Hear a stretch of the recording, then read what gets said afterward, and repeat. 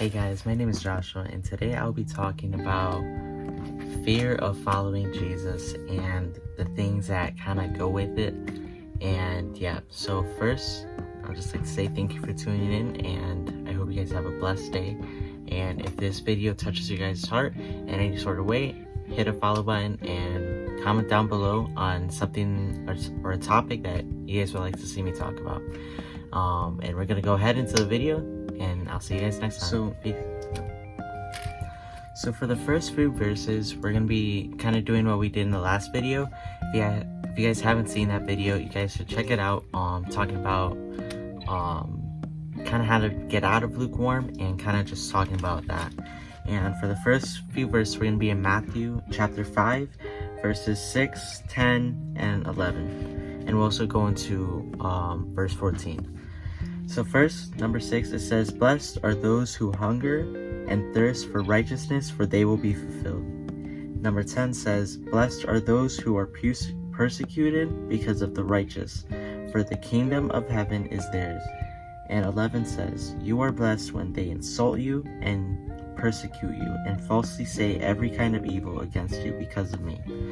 And I think that says that, like, because we follow Jesus, because that difference in our spirit, people are going to try and attack that, because maybe they're jealous of that spirit that we have, because when we are Christians, we have that joy, and we just have that kind of way of knowing, even though sometimes we might not know, but we kind of have that dependence on God, because we know that God has everything. Because it also says that in, I believe, Romans, where it does tell us that do not worry about everything, instead pray about everything. So that kind of just talks about that you can't be afraid about Jesus. And it also says, it kind of says something like that in chapter 14. And it says, "You are the light of the world. A city situated on a hill cannot be hidden. No one lights a lamp and puts it under a basket, but rather on a lampstand, and it gives light for who are in the house. In the same way, let your light shine before others, so that they may see your good works and give glory to your Father in heaven." And that just shows that if you truly have that thing in your heart for Jesus, you're not going to be afraid to kind of just be the light of the world, because it says it in here that you're not going to have a lamp and just cover it. And that's kind of what God has it for us, that when we follow him, he lights a lamp in us to be that light of the world for other people that are lost. And we can't be hiding that lamp, because what good is it for us to have such a blessing from God if we're not going to be able to use it? And that kind of just shows that like, we cannot be afraid to spread the gospel. I know I'm starting to do that myself. It can be scary, but what is the worst that's going to cover it? Because no matter what, God's always going to have your back. And if they insult you, it says in here, chapter 11, that those are blessed who get insulted and get, and falsely say every kind of evil. Those things are going to come with it. But you know that you are good with God, then there's nothing to be worrying about. And God always has your back no matter what. And that kind of just helps me kind of preach the gospel to more people, because I know that God's always going to protect me, and I know that he's going to not, let anything bad happen, because I know what I'm doing it for, and that's for God personally. And I know that God's going to protect me, because it says it also in Joshua 1:9, where it says to be strong and courageous. And that kind of just goes hand in hand with that you have to be strong and courageous. And I know it's going to be hard sometimes, and there's going to be doubts, but those are all from the enemy. Especially when you're trying to preach the gospel, there's always going to be doubts. But those doubts should be kind of like a fuel, in a sense, where when you have those doubts, you need to realize that it's not from God, especially if you're trying to preach the gospel to other people and be that light of the world. Like, of course the enemy's not going to want that to happen.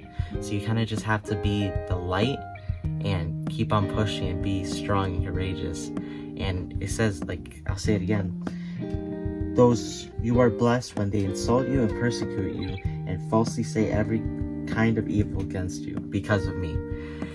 and you just cannot be afraid. And I know it's difficult, but those times that you feel, scared or to, do these things, pray about it.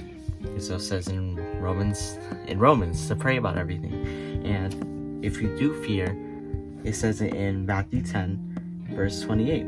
It says, "Do not fear those who kill the body, but are not able to kill the soul. Rather fear him who is able to destroy both soul and body in hell." And the way I kind of read that was, don't fear about anybody. Don't fear anybody. And because God can easily, it says it, destroy both soul and body in hell. So you cannot worry or be scared or fear what's going to happen, because God's, like I said, God's always going to have your back. And fear also kills the mind of yourself, because you're going to be fearing. The only person or thing you should fear is God, and God only, because he's the one that created you and he can do anything. And you should not fear. I know it's going to be difficult sometimes, because I sometimes do fear myself, but I always got to remind myself. And this kind of goes back on Sunday, where I had to go up to someone and talk to them about gospel on church. But it was something kind of personal. I won't talk about it. I won't go into details, but I was scared to do it. But instead of not doing it and possibly not planting a seed, I went ahead and did it. And I always remembered about Joshua.M, where it says, "Be strong and courageous, for God is with you," I believe. And that just it kind of helps me know that God's got me and that this is for him. When you are trying to preach the gospel and try and be the light, and that fear is being put in your mind, just know that that's the enemy, and you should rebuke it immediately, because he has nothing on you, has no power or anything. And especially as us Christians who know how spiritually deep this can get, we should immediately rebuke it and send away those bad thoughts. And we'll be also going into 2 Corinthians, and I'm going to cut to that. In 2 Corinthians chapter 5, verse 17, it says, "Therefore, if anyone is in Christ, he is a new creation, and the old has passed away. And see, the new has come. Everything is from God, who has reconciled us to himself through Christ, and has given us the ministry of reconciliation." And the way that I kind of read that was that when we are renewed in Christ, that old self is gone. Meaning we shouldn't be carrying any anxieties or depressions. And again, if we worry about anything, though obviously it can turn into an anxiety. So that's why it's very important to pray about everything. Again, in Romans, it says that to not be worried about anything, but instead pray.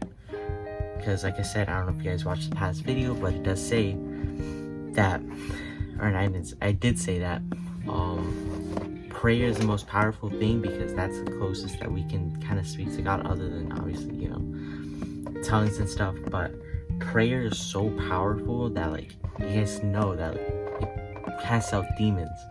That's crazy, just by a prayer. So that kind of just tells me that prayer is everything, completely everything. In Galatians 1 verse 10, it says, "For I am now trying to persuade people or God, or am I striving to please people? If I was still trying to please people, I would not be a servant of Christ." And that would be our last verse of the video.